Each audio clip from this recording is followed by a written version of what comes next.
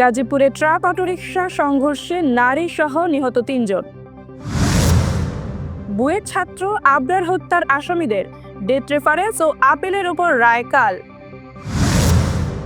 একযোগে ১,২০,০০০ কেন্দ্রে শুরু এই ক্যাপসুল ক্যাম্পেইন।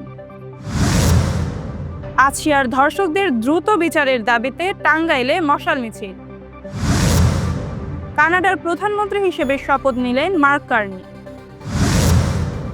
যুদ্ধবিরতির মধ্যেই গাজায় হামলা ইসরায়েলের, 2 দিনে নিহত ৮। শুরু হচ্ছে আইপিএল। ঢাকার সিনেমায় পাকিস্তানি নায়িকা জারা আহমেদ।